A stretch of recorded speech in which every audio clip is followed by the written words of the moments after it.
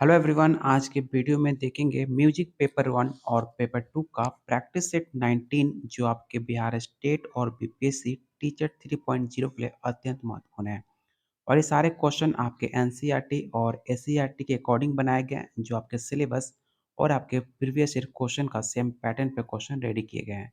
अगर आप सीरियस हो बिहार स्टेट और बीपीएससी एग्जाम को लेकर, तो आप लोग के लिए दिया जा रहा है टोटल 17 प्लस प्रैक्टिस सेट सिर्फ 151 में, जिसमें आपको 3500 प्लस क्वेश्चन आंसर और आसान भाषा में व्याख्या सहित दिया जा रहा है, जो आपके सारे कुछ एनसीईआरटी और आपके सिलेबस के अकॉर्डिंग है।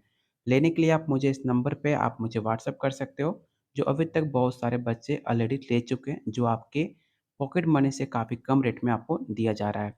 अगर आप इसका पीडीएफ डाउनलोड करना चाहते हो, तो आप मेरे टेलीग्राम चैनल पर जाकर ज्वाइन हो सकते हो, जिसका लिंक मैंने डिस्क्रिप्शन बॉक्स और कमेंट बॉक्स में दे रखा हुआ है। चलिए शुरू करते हैं आज का पहला क्वेश्चन। और आज के क्वेश्चन में आपको आंसर शो नहीं किया जाएगा।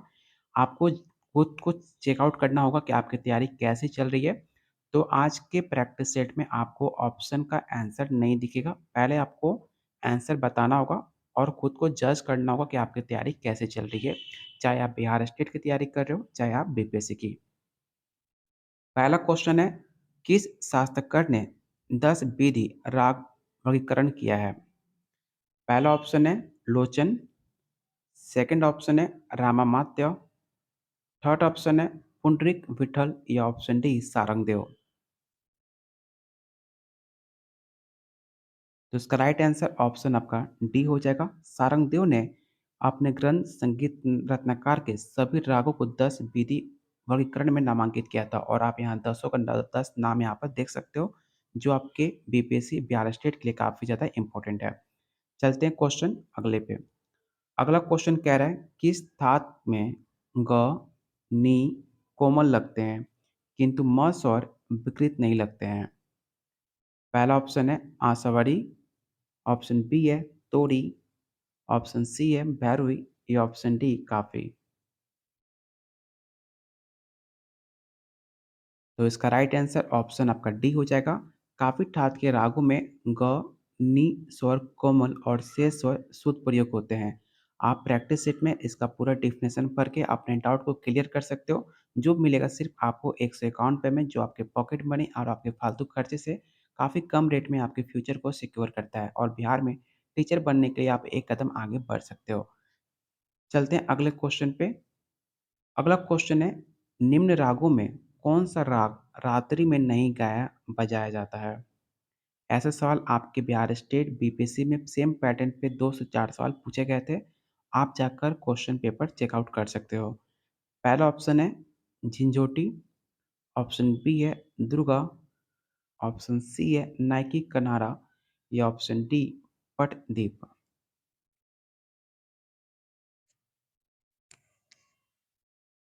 तो इसका राइट आंसर ऑप्शन आपका डी हो जाएगा। और याद रखिएगा, राग प्रदीप का गायन का समय दिन का तृतीय पहर 10 बजे से लेकर 1 बजे तक माना जाता है, और इसकी थात काफी थात जन्म राग भी माना जाता है। क्वेश्चन 108 कह रहा है, सात स्वर समूह को क्या कहते हैं? ये सवाल आपके बिहार स्टेट में ऑलरेडी जाकर पूछ चुका है। आप जाकर क्वेश्चन पेपर चेकआउट कर सकते हो। पहला ऑप्शन है राग, संगीत, सप्तक या ऑप्शन डी धात। आज मैं आपको आंसर नहीं दिखा रहा हूँ, तो आप खुद जज कर पाओगे कि आपकी तैयारी कैसी है और आप कितने राइट आंसर अटेम्प्ट कर पा रहे हो। अगर आप लास्ट में बताना कि आपका कितना क्वेश्चन में कितने अपने राइट आंसर अटेम्प्ट करें। तो इसका राइट आंसर ऑप्शन आपका सी हो जाएगा। और याद रखिएगा, 7 स्वरों के समूह को सप्तक कहते हैं। व्यवहार सरलता से 22 श्रुतियों में से मुख्य ना श्रुतियाँ चुन ली गई हैं। तो इसका राइट आंसर ऑप्शन आपका सी होगा। उस्ताद अलाउद्दीन खान के गुरु कौन थे? पहला ऑप्शन है वजीर खान, हाफिज अली, आमिर खान या ऑप्शन डी रईस खान। तो उस्ताद अलाउद्दीन के खान उनके गुरु वजीर खान हुआ करते थे। तो इसका राइट आंसर ऑप्शन आपका ई होगा। और याद रखिएगा, उनका जन्म की बात की जाए वजीर खान की, तो उनका जन्म 1860 में रामपुर के उत्तर प्रदेश जिले में हुआ था और उनकी मृत्यु 1926 में हुआ था। अगला क्वेश्चन पे चलते हैं। अगला क्वेश्चन कह रहा है, वह प्राचीन लेखक कौन है जिसने वर्तमान में संदर्भ में राग शब्द का प्रयोग अपने ग्रंथ में सबसे पहले किया था? पहला ऑप्शन है नारद, लोचन, मतंग या ऑप्शन डी दतिल। तो इसका राइट आंसर ऑप्शन आपका सी हो जाएगा, मतंग।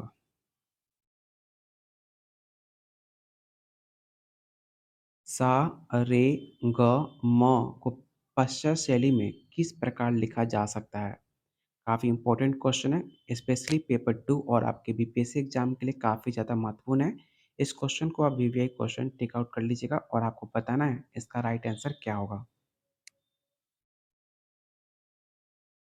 तो इसका राइट आंसर ऑप्शन आपका सी हो जाएगा।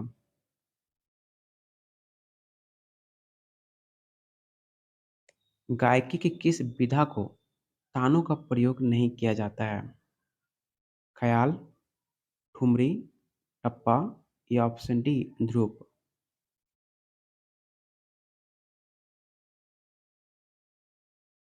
तो इसका राइट आंसर ऑप्शन आपका डी हो जाएगा। और याद रखिएगा, ध्रुव गायन में तानों का प्रयोग नहीं किया जाता है। इसका सर्वप्रथम नोम टोम का सविस्तार आलाप किया जाता है। चलते हैं अगले क्वेश्चन पे। अगला क्वेश्चन कह रहा है, निम्न कलाकारों में कौन सा कलाकार बांसुरी वादक नहीं है? आपके पास चार ऑप्शन है और कौन सा ऐसा ऑप्शन है जो आपके बांसुरी वादक नहीं माने जाते हैं?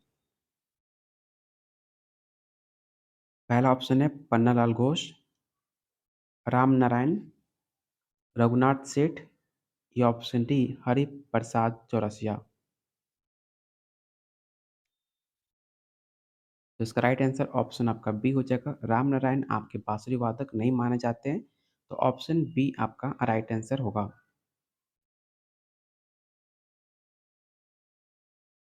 अगला क्वेश्चन आपको सही मिलान करना है। एक साइड आपको दिया गया है ताल और दूसरी साइड आपको मात्रा दी गई है और आपको पहचान करना है कि इसमें कौन सा सही मिलान होगा। चलिए इसका सही मिलान कर लेते हैं। मैंने आपको कई बार बता चुका हूँ कि आपके एग्जाम में बार-बार ताल और मात्रा और विभाग लेकर सवाल पूछे जाते हैं और आपको इस साइड ताल दिया गया है और आपको मात्रा दिया गया है। आपको बताना है कि कौन से ताल में कितनी मात्रा होती है। ये भी हो सकता है कि अगले बार आपके पेपर में मात्रा की जगह विभाग दे दे और आपसे विभाग भी पूछ सकता है। इसलिए मैं बार-बार आपको जोर देकर अभी तक कहते आया हूँ कि आप मात्रा और विभाग याद करते चलिएगा तालों का। क्योंकि ताल का मात्रा और विभाग हमेशा आपका बिहार स्टेट और बीपीएससी सवाल पूछते रहते हैं। बात कीजिए गजप्पा में, तो गजप्पा में आपकी टोटल 15 मात्रा होती हैं। शिखर की बात की जाए तो शिखर में आपका टोटल 17 मात्रा होता है। बात की जाए चारताल की, तो चारताल में टोटल 12 मात्रा होती है और लक्ष्मी में टोटल आपके 18 मात्रा होते हैं। तो अगर इसके अकॉर्डिंग बात की जाए राइट आंसर की, तो ए का 4 होगा, 2 का बी होगा, 3 का 1 होगा और 4 का डी होगा। तो इसका राइट आंसर ऑप्शन आपका ई हो जाएगा। और आप यहाँ पे देख सकते हो, सही मिलान करके आपको दिया गया है। हो सकता है कि अगले बार आपके पेपर में ताल की जगह पर यहाँ पे मात्रा की जगह पर विभाग दे दे और आपसे पूछा जा सकता है कि गजापा ताल में कितनी विभाग होती है और आपको ऐसा आंसर बताना पड़ेगा। और ऑलरेडी मैंने सबका मात्रा और विभाग आपको बता रखा है और प्रैक्टिस सेट में ऑलरेडी दिया हुआ है, तो आप जाकर प्रैक्टिस सेट जाकर देखिए और सब मात्रा और विभाग को याद कर लीजिए। अगर आपके पास प्रैक्टिस सेट नहीं है तो आप जाकर मेरा पुराना वीडियो देख सकते हैं, उसमें मैंने डिटेल में बता रखा हुआ है। तो इसका राइट आंसर ऑप्शन आपका ए होगा। प्रसिद्ध सितार वादक उस्ताद विलायत खान के पिता का क्या नाम था? पहला ऑप्शन है अलाउद्दीन खान, इनायत खान, इमदाद खान या ऑप्शन डी अली अकबर खान। तो प्रसिद्ध सितार वादक विलायत खान के पिताजी का नाम इनायत खान था। तो इसका राइट आंसर ऑप्शन आपका बी होगा। और याद रखिएगा, अगर डिटेल में आपसे पूछा जाए तो उनका जन्म 16 जून 1895 के इटावा में हुआ था और उनकी मृत्यु 11 नवंबर 1938 को होता है। इनका पहला विवाह 16 वर्ष की आयु में हो चुकी थी और इनकी पत्नी की पहली मृत्यु के बाद इनकी दूसरी विवाह हुआ। ये सारे कुछ आपको प्रैक्टिस सेट में आपको डिटेल में पढ़ने को मिलेगा आसान भाषा में, जिससे आप पढ़कर सारे डाउट को आप क्लियर कर सकते हो और अपना जो आपका कॉन्फिडेंट है उसे बूस्ट कर सकते हो। अगला क्वेश्चन कह रहा है, पंडित विश्व मोहन भट्ट इनमें से एक वाद्य बजाते थे। आपको बताना है कि पंडित विश्व मोहन भट्ट कौन से वाद्य बजाते थे। आपके पास 4 ऑप्शन है, आपको इनमें से एक को ही चूज़ करना है। पहला ऑप्शन है वायलिन, सितार, गिटार या ऑप्शन डी तबला। तो पंडित विश्व मोहन भट्ट आपके गिटार वाद्य बजाते थे, तो ऑप्शन सी आपका राइट आंसर होगा। और इनकी जन्म 27 जुलाई 1950 के जयपुर में हुआ था, इसे भी आप याद रखिएगा। और इनको ग्रैमी पुरस्कार से और संगीत नाटक अकेडमी से पद्म श्री से भी नवाजा जा चुका है। अगला क्वेश्चन है, राग में जिस स्वर का कम प्रयोग किया जाता है तब उस क्रिया को क्या कहा जाता है। पहला ऑप्शन है अल्पत्व, बहुत्व, ग्रह या ऑप्शन डी अंश। तो इसका राइट आंसर ऑप्शन आपका ए हो जाएगा।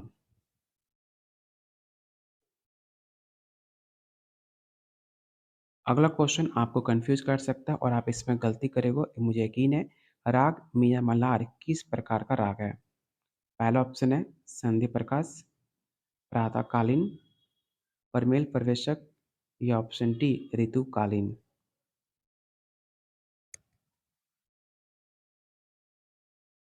तो इसका राइट आंसर ऑप्शन आपका डी हो जाएगा। राग मियाँ मल्हार आपका ऋतुकालीन राग माना जाता है। अगला क्वेश्चन आपको एक स्वर दिया गया, आपको बताना है कि कौन सा राग स्वर संगीत इस राग का पहचान है। पहला ऑप्शन है राग पुरिया, राग मरावा, राग सोनी या ऑप्शन डी राग बहार।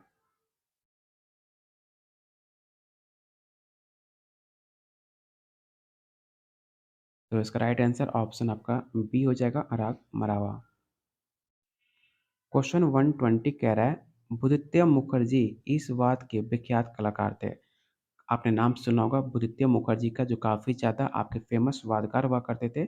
आपको बताना है कि कौन से वो वाद्य बजाते थे। सितार, संतूर, सारंगी या ऑप्शन डी वायलिन।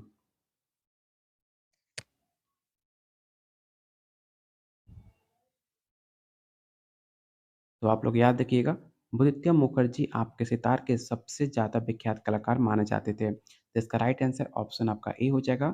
बात की जाए इनकी जन्म की, तो इनके जन्म आपके देख सकते हो, इनका जन्म आपके इमदाद खराना के काफ़ी प्रख्यात संगीतकार माने जाते हैं, जो आपके जटिल स्वर वादन के साथ बहुत शानदार उच्च गीत वादन से पहचाने जाते थे। तो इनका राइट आंसर ऑप्शन आपका ए हो जाएगा।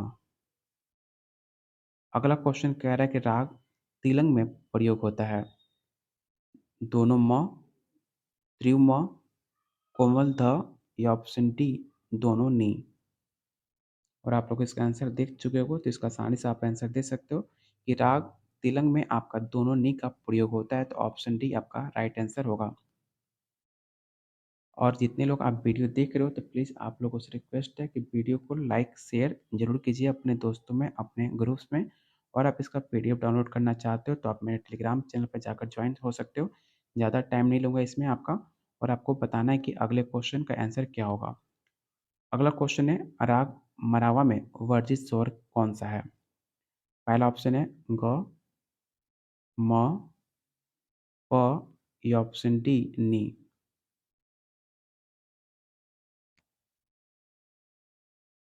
तो इसका राइट आंसर ऑप्शन सी हो जाएगा। राग मरावा में प स्वर आपके वर्ज्य माना जाता है और अंततः इसकी जाति साडो होती है, इसे भी आप याद रखिएगा। अगला क्वेश्चन है,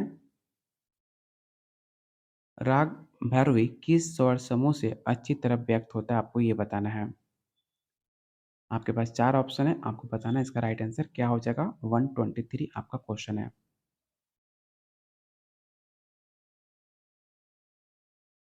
इसका राइट आंसर ऑप्शन आपका ए हो जाएगा। और याद रखिएगा, जो स्वर होता है आपके राग भैरवी की पकड़ जिसमें संपूर्ण राग का बोध हो, उसको दर्शाता है और इसके बाद ही म और स्वादि सा होती है। तो इसका राइट आंसर ऑप्शन आपका ए हो जाएगा। और आज आज के वीडियो में आपको पता चल रहा होगा कि आपकी तैयारी कैसी है। बहुत सारे जिसको मैं आंसर दिखा दे रहा था, तो आपको पता नहीं चल पा रहा था आपकी तैयारी कैसी है। आज मैं आपको आंसर शो नहीं कर रहा हूँ, तो आप इससे आपको आइडिया लग गया चुका होगा कि आपकी तैयारी कैसे चल रही है और आपको कितनी मेहनत की ज़रूरत है। अगला क्वेश्चन है, निम्न में कौन सा राग मरावातात का नहीं है। पहला ऑप्शन है पुरिया कल्याण, सोनी, भटियार या ऑप्शन डी पुरिया धनाश्री।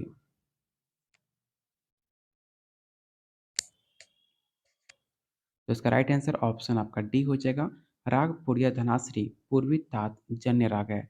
इसमें रे, द, कोमल त्रिम और शेष स्वर आपके शुद्ध प्रयोग किए जाते हैं, जो आपके संपूर्ण जाति का संपूर्ण चक्र भी कहा जाता है। तो इसका राइट आंसर ऑप्शन आपका डी होगा। अगला क्वेश्चन काफ़ी ज़्यादा इंपॉर्टेंट है। आपको बताना है कि कर्नाटक संगीत में जाति भेद से तालों की संख्या कितनी बनती है। पहला ऑप्शन है 7, 35, 175 या ऑप्शन डी 53।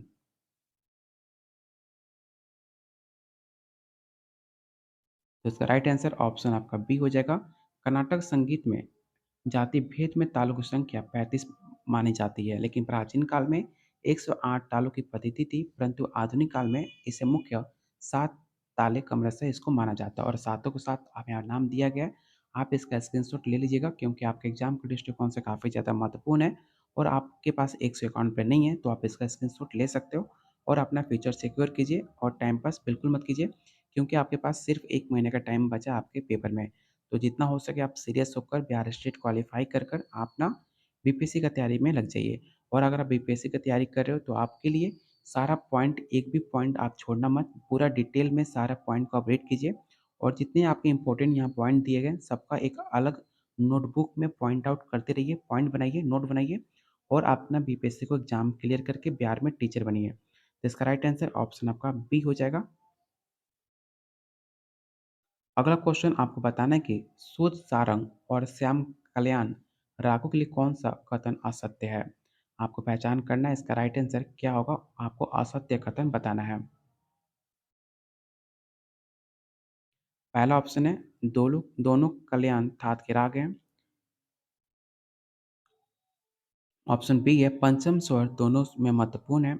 ऑप्शन सी है दोनों दिन में गाए बजाए जाते हैं या ऑप्शन डी दोनों में आरोह जाती हैं। तो इसका राइट आंसर ऑप्शन आपका सी हो जाएगा। दोनों दिन में गाए बजाए जाते हैं, एक कथन आपका सत्य है। तो ऑप्शन सी आपका राइट आंसर हो जाएगा। अगला क्वेश्चन है, एक साइड आपको सूची 1 और सूची 2 दिए गए, इनमें आपको सही सम्मिलित करना है और आपको आइडिया लग पाएगा आपकी तैयारी कितनी अच्छी चल रही है। एक साइड आपको ध्रुव है और एक साइड आपका सूची 2 दिया गया है। आपको बताना है कि ध्रुव, धमार, ख्याल और ठुमरे में कितने ताल होते हैं। चलिए इसका सॉल्यूशन देखते हैं। पहला है ध्रुव। तो ध्रुव में आपके कितने ताल होते हैं आपको ये बताना है। तो याद रखिएगा, ध्रुव में टोटल आपकी 4 ताल होते हैं। तो पहला का ऑप्शन ए का राइट आंसर ऑप्शन 1 होगा। बात की जाए धमार की, तो धमार में टोटल आपकी धमार ताल से मैच करेगा। आप यहाँ आसानी से देख सकते हो धमार धमार ताल। और जो ख्याल है, ख्याल का आपका एक ताल होता है और ठुमरी आपका दीपचंदी ताल होता है। तो इसका राइट आंसर क्या होगा, तो ऑप्शन ए का 1 होगा। ऑप्शन ए का 1 आपके 1 में दिया हुआ है। तो इसका राइट आंसर ऑप्शन आपका डी हो जाएगा। यहाँ पर देख सकते हो ऑलरेडी यहाँ पे आपको दिया गया डिफिनेशन, साथ में आप ऐसे आसानी से पढ़कर अपना डाउट को क्लियर कर सकते हो। चलते हैं अगले क्वेश्चन पे। अगला क्वेश्चन है 7/4 कौन सी लयकारी रिप्रेजेंट होती है। पहला ऑप्शन है आर, वार, बिहार या ऑप्शन डी पोनगोन।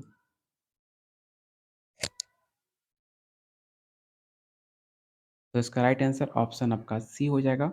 7/4 अर्थात 4 में 7 मात्रा कहना या पौने 2 गुण की लयकारी को बिहार कहते हैं। इसमें आपकी 2 मत होती है और आप यहाँ देख सकते हो। अगला क्वेश्चन कह रहा है कि यदि एक ताल को 3 ताल में सम से सम तक लिखा जाए तो कौन सी लयकारी उत्पन्न होगी। पहला ऑप्शन है सवाई, आर, बिहार या ऑप्शन डी पोनगोन। तो इसका राइट आंसर ऑप्शन आपका डी हो जाएगा। और याद रखिएगा, यदि एक ताल को 3 ताल में सम से सम तक लिखा जाए तो आपका पौनगुन की लयकारी उत्पन्न होती है। और एक ताल में 12 मात्रा होती है और 3 ताल में 16 मात्रा होती है।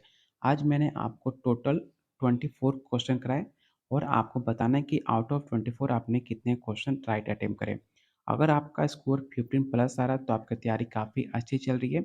अगर आप 15 से स्कोर नहीं कर पा रहे हो तो भाई आप खुद अपना डिसीजन लीजिए कि आपकी तैयारी कैसी है। खुद से इंसान झूठ नहीं बोल सकता।